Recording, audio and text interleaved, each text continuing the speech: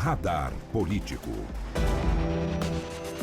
Ô Thaís, vou pedir para você fazer a abertura, porque você trabalha com um profissional altamente qualificado. Tem a impressão que aqui no nosso espaço ele nunca veio, vai ser a primeira vez, e eu sei que você é encantada com o talento dele, com a capacidade. Vamos dar as boas-vindas, né? Porque o outro companheiro nosso, o Fernando Molica, já é de carteirinha, é sócio, né? Mas hoje tem uma novidade. Conta pra gente. A gente tem uma novidade hoje que nós roubamos do CNN Manhã, que é o Yuri Pita, nosso analista de política da CNN Brasil, que se você já ouve a CNN Rádio desde cedo, já o conhece, e hoje ele é o nosso convidado especial do Radar Político. Bem-vindo, Yuri.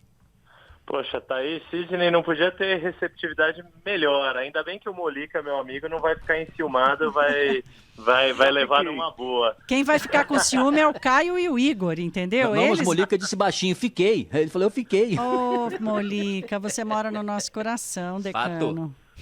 Eu estou de passagem aí no coração de vocês, mas obrigado, gente. Um prazer participar aqui com vocês. Que bom. Sempre... Olha, a gente separou aqui alguns temas. Claro que temos essa questão da votação do Supremo Tribunal Federal, mas eu queria aproveitar essa carona aqui do papinho que eu e Sidney, do tricô que eu e Sidney fizemos um bocadinho, que tem permeado todo o espaço CNN de hoje, que é a questão das vacinas, a politização das vacinas e o posicionamento da Anvisa, quer dizer, essa coisa de vamos ter dois países, né, um país contido em São Paulo com a vacina e outro país aguardando mais. Então, eu queria começar com esse tema. Podemos, Molica, podemos continuar te causando ciúmes e dar a primeira palavra ao Yuri? Não, claro, vamos embora. Sou gentil. Sabemos disso. Yuri, qual a tua avaliação? Bom, vamos lá, antes de tudo, enfim, bom dia mais uma vez para todo mundo. Obrigado pelo convite para participar com vocês. Ô Thaís, eu estava te ouvindo falando da dificuldade de coordenação e do quanto isso fez falta, não só no nível, né, de federal, do governo federal com estados e municípios, mas inclusive o que a gente percebe é uma falta de coordenação, inclusive de transversalidade dentro do próprio governo federal. E isso faz muita diferença na vida do cidadão. É o que vocês estavam discutindo em relação à educação. E esse ponto das vacinas, embora seja um assunto eminentemente de saúde pública, Ministério da Saúde, Anvisa, que é a responsável por autorizar o uso das vacinas, é inevitável a gente ver esse conflito ganhando proporções muito preocupantes. Seja porque o governo federal atua, cria uma sombra de desconfiança em relação à sua atuação, embora o presidente da Anvisa, Antônio Barra Torres, sempre reafirme o caráter técnico das decisões da Anvisa, mas ficou aí uma suspeita, uma sombra de politização pelos discursos dos aliados do presidente Jair Bolsonaro, pelas desconfianças que jogaram em relação à vacina que está sendo comprada e que vai ser produzida pelo Instituto Butantan do governo de São Paulo. Mas, por outro lado, também percebe-se na atuação do governo de São Paulo também um excesso de politização, quase com um discurso de que nós estamos fazendo certo e eles estão fazendo errado, e esse conflito ele vai se perpetuando quando a gente acha que ele vai chegar num termo de acordo entre os técnicos, a gente vê uma nova onda de politização, que é o que a gente está percebendo essa semana, e isso é muito ruim porque cria expectativas falsas na população de achar que a vacinação vai começar logo e todo mundo vai poder ser vacinado, quando não vai. A vacinação, no primeiro momento, vai ser muito restrita a públicos muito específicos de risco, profissionais de saúde, ou seja, tudo vai ganhando um contorno ali que só aumenta a angústia e a dificuldade da população em lidar com essa pandemia, que tem sido muito difícil já desde o começo do ano, né, Thaís e Sidney? Bom, vamos convidar também agora o nosso sócio de carteirinha, né, que também fez as honras de receber o Yuri, esperando a sua entrada, Fernando Molica. Molica, bom dia especial para você. E a sua leitura disso tudo qual é? Bom dia, Sidney, Thaís, o Yuri, bom dia a todos. Acho que vai dar uma confusão danada, porque o governo federal está planejando iniciar a vacinação, sabe-se lá com que vacina, não sabemos ainda, mas está pensando em iniciar essa vacinação em março. E o governador de São Paulo, João Dória, já pretende iniciar a vacinação em janeiro. Isso gera um descompasso muito grande. Já governadores temendo aí a possibilidade de uma espécie de tour de vacina, de um turismo vacinal em São Paulo. Brasileiros de outros estados, principalmente de estados vizinhos, que aproveitam o embalo aí, o fim de semana, e vão até São Paulo para receber a vacina. Isso é bem provável. Isso é muito provável até que aconteça. Isso o que pode causa gerar uma uma consequência desorganização ruim para o Estado de São Paulo. Você não tem como, já não vai ser fácil criar critérios para estabelecer uma ordem nessa votação. Você fala, primeiro, profissionais de saúde. Temos milhares de profissionais de saúde. Primeiro, pessoas com mais de 75 anos. Temos milhões de pessoas com mais de 75 anos. Como organizar isso? Essa falta de coordenação a que o Yuri se referiu há pouco é muito grave. Isso vai gerar uma pressão nos próximos dias sobre o governo federal. O governo federal continua demonstrando uma não boa vontade, para não falar má vontade, com a Coronavac, essa vacina de origem chinesa, investe em outras vacinas. O diretor da Pfizer deu uma entrevista para o CNN 360 dizendo que se o governo brasileiro não correr, não vai conseguir vacinas tão cedo. Deu esse problema com a vacina de Oxford, aquela questão da dosagem. Então está muito indefinido na área do governo federal. E aí o governo de São Paulo lança essa vacina antes, provavelmente. Isso gera uma descoordenação, gera uma confusão muito grande. O governo federal teria que tentar organizar essa história em benefício de todo mundo, do próprio governo federal. Vocês. A minha preocupação é que tudo que a gente tem tratado sobre o tema da vacina deveria, saberia, seria melhor assim, pode acontecer, quer dizer, o termo no condicional é constante quando a gente trata disso, e isso é que causa mais preocupação. Vamos fazer uma mudança de assunto, porque estamos aí no meio do julgamento do Supremo Tribunal Federal para permitir a reeleição ou não dos presidentes da Câmara e do Senado, e a coisa avançou com o voto do Lewandowski, agora mais cedo, juntando aí 4 votos a favor da reeleição de Maia. Já foram cinco. Já foram 5? Nesse momento, a CNN na TV já está dando 5 verdade. votos favoráveis 5 à reeleição. votos favoráveis. Enquanto você falava, viu, Thaís? Enquanto você falava. 5 votos favoráveis, a gente só não sabe de quem. Você sabe de quem, Sidney? Será que Vou os meninos agora. sabem? Vamos levantar nesse momento aqui. Tá bom, ótimo. Enquanto você falava, eu olhava aqui na TV e mudou ali. Por isso eu queria até... eu ia te interromper, bom. mas eu deixei você concluir o pensamento. Aí quando você botou a dúvida, eu entrei. Tá bom, então vamos nessa. Yuri, o que pode sair disso? Será que nós vamos assistir ao Supremo Tribunal Federal, enfim, criando aí sim uma bela de uma jabuticaba no Congresso? Olha, está tudo caminhando para isso. 5 votos, Thaís, falta só mais um. Né? Já se esperava, né? A nossa colega Thais Arbex já veio ao longo dessa semana dizendo que havia uma pressa no Supremo para que tentasse definir isso ainda hoje, nesta sexta-feira, no primeiro dia de julgamento de plenário virtual, e com 5 votos já depositados, fica muito claro que houve uma articulação prévia muito forte para que isso se resolvesse o mais rápido possível. O voto do ministro Gilmar Mendes, ele é um voto bastante extenso, mais de 60 páginas, faz um grande arrazoado sobre história constitucional, história brasileira, relembra diversos capítulos da ditadura militar para fazer comparações.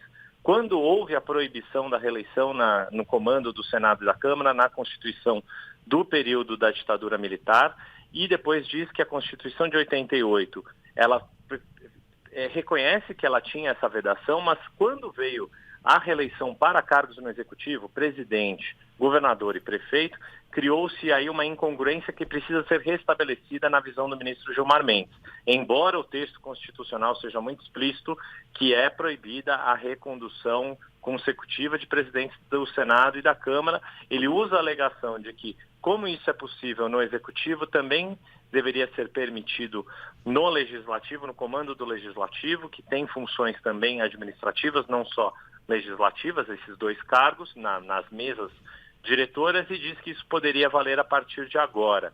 O único voto divergente, por enquanto, é do ministro Nunes Marques, o mais novato ministro da Corte, dizendo que entende essa interpretação também, mas que isso só poderia valer para quem ainda não foi reconduzido. E por isso ele defendeu que só Davi Alcolumbre poderia se recandidatar e não Rodrigo Maia, que é também o interesse político do Palácio do Planalto. O que é complicado desse julgamento todo, Thaís e Sidney, Molica e ouvintes, é que isso vai ter repercussões no Congresso Nacional, nas assembleias legislativas nos estados, nas câmaras municipais dos municípios, das cidades, porque influi na regra para todos, e também, obviamente, nesse contexto político atual, vai ser uma decisão, é a decisão talvez mais importante que o Supremo toma neste ano, com diversas repercussões políticas, e o que a gente está percebendo é isso, é uma nova interpretação do que está escrito na Constituição.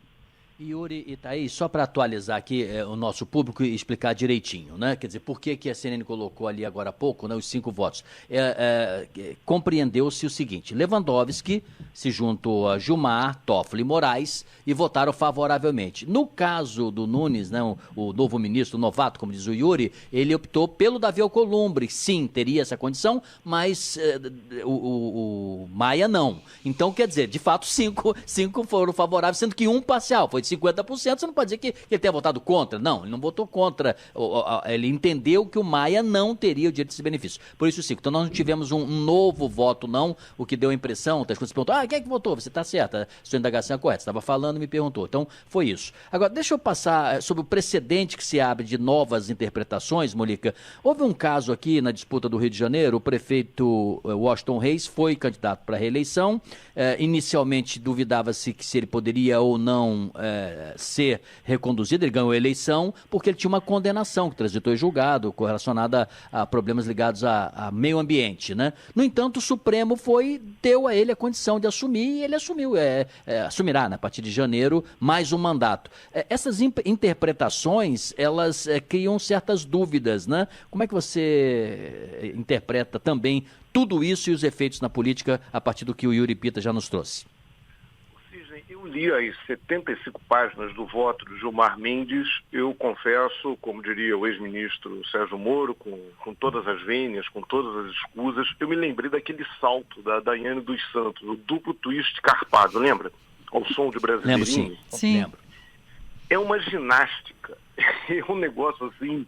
Eu voto com todo respeito ao ministro Gilmar Mendes, mas assim, em resumo, ele faz o seguinte: ele diz que a mudança, a possibilidade de reeleição nos cargos do executivo, presidente, governador, prefeito, abre um precedente que contamina, entre aspas, certamente não foi esse o verbo que ele usou, contamina outros artigos da Constituição, especificamente aquele que limita, que impede a reeleição no caso da presidência da Câmara e do Senado. Aí ele diz também que esse artigo da Constituição, que é explícito, que impede a reeleição na presidência da Câmara e do Senado, é contraditório com outros artigos da Constituição que garantem a autonomia do Poder Legislativo, inclusive para definir, das casas do Legislativo, inclusive para definir o que elas vão fazer, a sua organização interna. Então haveria aí uma contradição. Então ele diz o seguinte: olha, Câmara e Senado, portanto, de acordo com a Constituição, são livres para tratar da sua organização interna. Pero no mucho, mas na questão da eleição tem que respeitar a norma mais recente que permitiu a reeleição do presidente da República e governador de Estado.